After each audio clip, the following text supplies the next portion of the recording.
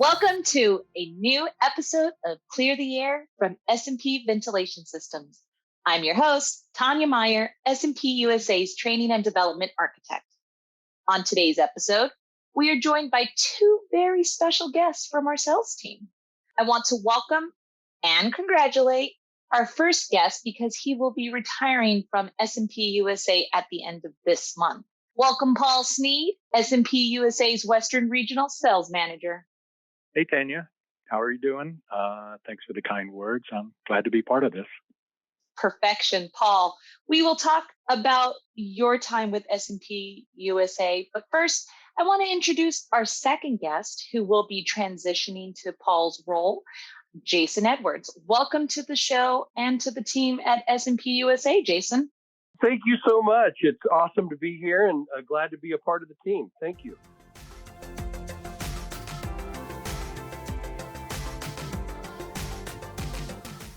Paul, you have been in this industry for a while.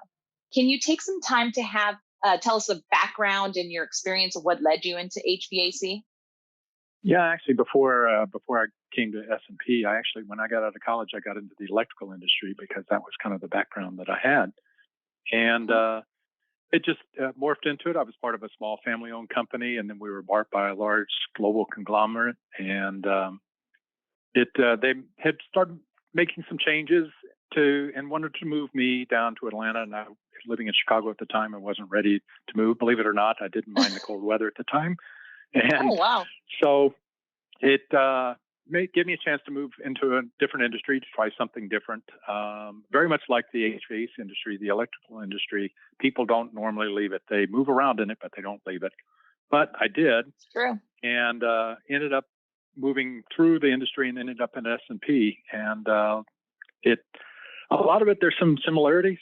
What found the difference between the two, in electrical, you talk about current, which is in amps, and you talk about resistance, and then you get into the HVAC industry, and you talk about CFM, which is like current, and static pressure, which is like resistance. So the concepts are the same. My regional, I guess not my regional manager, my reps up in the Pacific Northwest actually found out about the job opening at S&P and said I should call the sales manager, and I did, and we kind of clicked. So kind of here I am, and that's what got me here. That's awesome. I think that is great. So Jason, I know that you're just starting out with S&P USA. Why don't you tell us a little bit of history and background with yourself? Well, thank you so much. So my past, I've been in sales and sales management for over 20 years. Most recently as a director of sales for a medical distribution company by the name of Owens & Minor. I managed a team of direct and indirect sales reps in the Mountain West region. Okay. Before that was with Jordan's Healthcare as a director of sales as well. It's a medical device and manufacturing company and managed over 20 reps in half the United States. I think the beauty of this is that both of these experiences have transferable experience sort of for my new role with S&P, understanding the customer's wants and needs and how to help a sales team drive the right solutions to hopefully ease the customer's pain points and help our corporate strategy. For sure. I agree with you 100% with that. Now, Paul, since you've been with S&P USA right around, let's say, 8 years, what would be a typical day in life? What would it look like for an RSM like yourself? Well, I guess the first thing I'd say, I'm not sure there's exactly a typical day per se, because each day something is a little different. But there are a lot of things that you do, maybe not the same thing every day, but a lot of it's interacting with customers, either our reps or even our end customers. You try to give them solutions, help them out. They may have an opportunity that they want your input on what fan size to select or even what fan to select to do the job. And you also interact with the plant, trying to pick up orders, find out what's going on and that sort of stuff. So I guess a typical day is just a mix of all of that. It could be emails, could be phone calls. Well, it is emails and phone calls. I was going to say. It's hard to get away from either one of those. So I'd say a typical day is whatever's happening that day, and you kind of react to it. It's certainly not in the job description. The job description tells you this, but there's always stuff outside of that you end up doing. But I like interacting with reps. I've always liked that throughout my whole career. And so I'd say if I had to pick my favorite part of a typical day would be interacting with the reps and the customers and talking to them. I really enjoy, I'm kind of a people person, so I enjoy that part. So a typical day is whatever happens that day, kind of.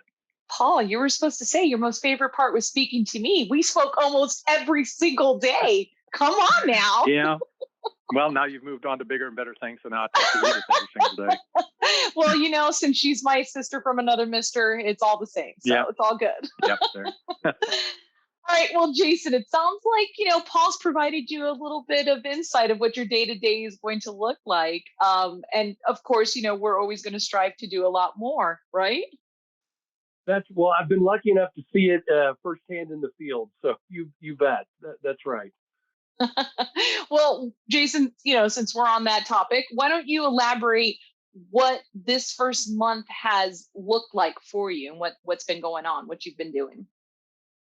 You bet. It's been a phenomenal first month on the job. Paul has been a fantastic kind of mentor, as well as a regional manager out there in the field, and has helped answer, as I'm sure you know, a ton of questions. I've been through several of the Opticizer trainings, both internal and external. Aren't they great? Yeah, exactly. So aren't they amazing? Really yeah, no, really lucky enough to be able to do that. And then lucky enough to be a part of the mid-year sales meeting and was able to work with Paul on kind of preparing the presentation and sort of our PowerPoints for that. So it was great insight to where we've been and kind of where we're looking for, and obviously was stoked to be a part of that.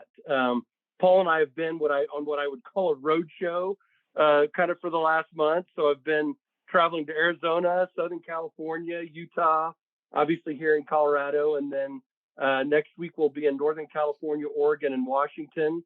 Wow. And obviously look forward to meeting. I've been able to meet all the rep groups, and then have also been able to meet some of our VSP partners, which has been fantastic. So some of those key customers, it's been great to put names with faces and kind of start the relationship. And Paul's done a great job of giving sort of a warm handoff. So it's been a pleasure, and obviously look forward to growing these partnerships, both personally and professionally. And as we all know, I think Paul leaves big shoes to fill. Oh, for sure. For sure. I mean, after spending so many years assisting the RSMs, I know a big part of both of your roles is traveling and meeting with our reps and distributors, like you mentioned. Paul, why don't you enlighten our listeners who may not know, how do our rep agencies and their territories work? Well, we've split the country into 3 regions. We have the Western region, which I and then soon to be Jason as regional manager. Then we have a Central and East, and basically it's right down the middle of each region. Yep. And within those regions, we have manufacturers reps who act as our sales force, if you will. They are paid a commission on there, and there's some confusion in the market about what a rep does or is. And there really are 2 types. There's buy-sell reps who would actually purchase our products and then represent it at the same time. And then there's traditional manufacturers reps or commissioned reps who are paid a commission on sales. So we do the commissioned reps. I like working with them.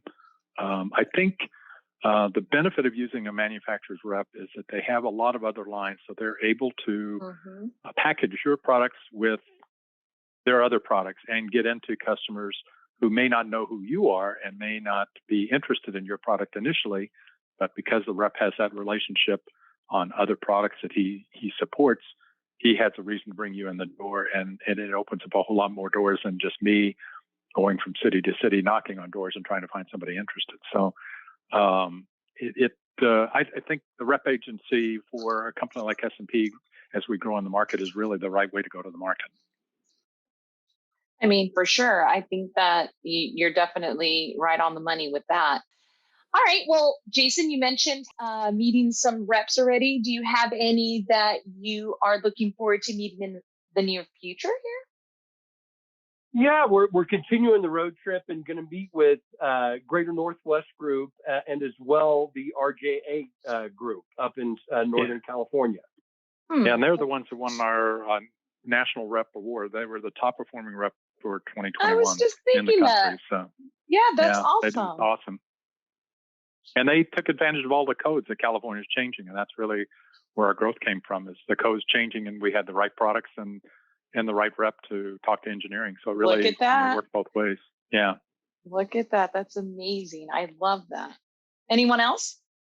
TRC Sales down in Southern California won the regional, so they were the top performing rep That's right. outside of the Northern California. So the state of California, there you go, because of codes changing, really generated a lot of business, and the top performing reps were both in California. So that's correct. Look at you guys killing it. West Coast representing. I love it. I love TRC as well. That is amazing. I love that for you guys.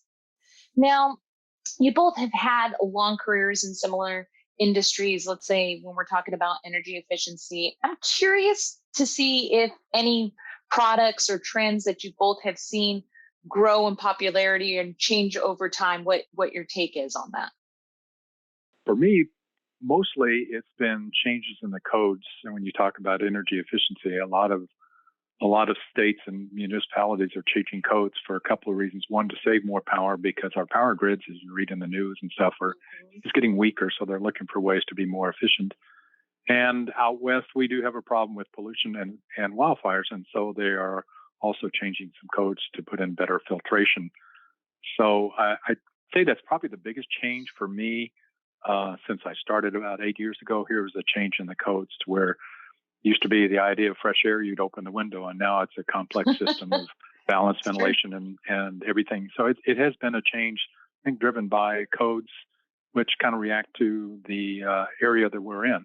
I can't really comment on the other regions, but I would think that they're somewhat similar.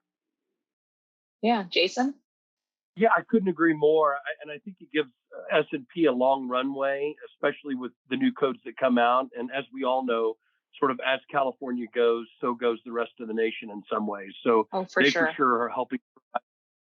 Yeah, they for sure are helping drive, I think, some of those codes and making sure that we are, following them.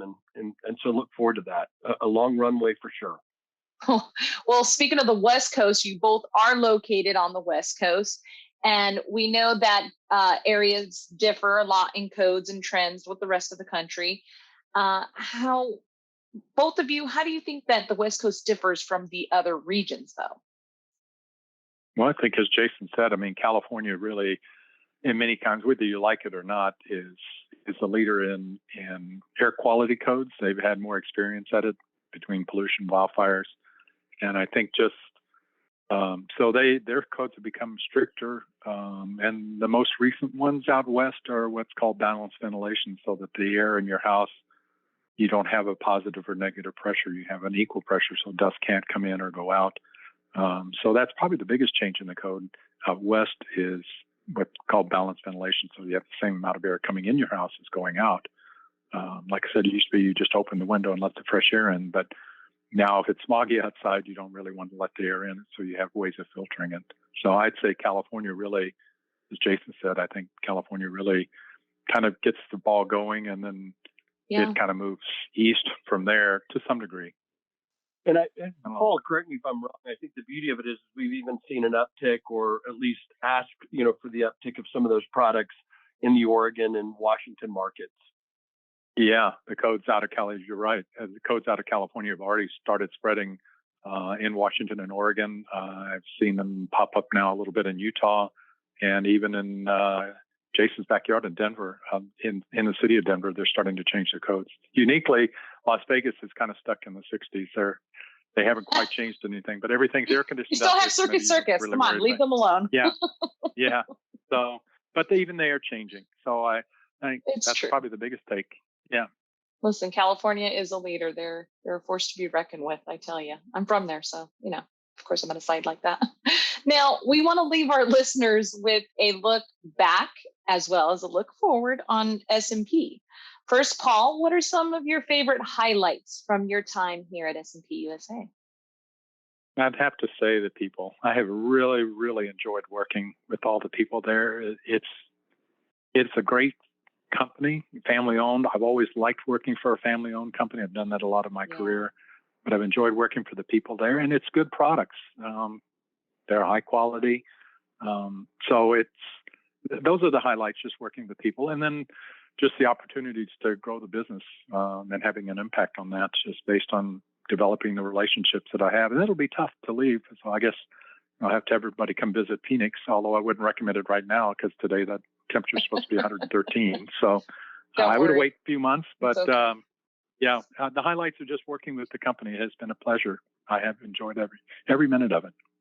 That's amazing. Well, I just want to make sure that you know from the bottom of my heart, and I know for the fact of the company as well, you have been an amazing component here and person as well. And fantastic grandfather, if I say so myself, because I love seeing all the pictures you typically send me of your granddaughter. Yeah. She's absolutely adorable. She's a doll. She really is. She's got me wrapped around her finger. And yes, she does. And just knowing that, just know you will always be a great part of the S&P USA team. All right. Now, Jason. I appreciate that. Thank you. What are some of the things you're looking forward to as you step into this new role? Well, I look forward to hopefully continuing the growth in the Western region that Paul has sort of started and maintained. It's sort of don't break it, right? It's not broken, so keep it rolling. And then as well to kind of continue in the great relationships with our rep groups and their customer bases. Paul has done a great job of making them feel comfortable with S&P and making sure that they understand what we can do and how we can do it for them.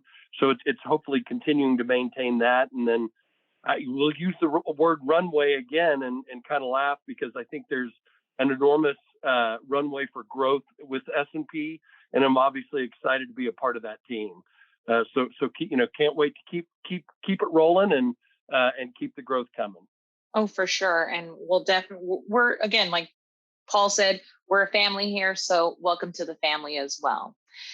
Now, thank you so much. With all of that being said, I want to be sure to thank the both of you for being on our show. It has been amazing. Well, thanks for having me. Yeah, no doubt. Thank you so much. All right. Well, you guys, we've come to that time of the show where if you're looking for more information about S&P USA, visit solerpalau-usa.com. I'm your host, Tanya Meyer, S&P USA's Training and Development Architect, and we appreciate you listening in. In case you missed it, the Clear the Air podcast is now available through RSS feed and on Spotify, Amazon Music, Pandora, and more. We encourage you to search S&P USA Clear the Air on any of these platforms and subscribe to our show to be notified when we release new episodes. Tune in next time.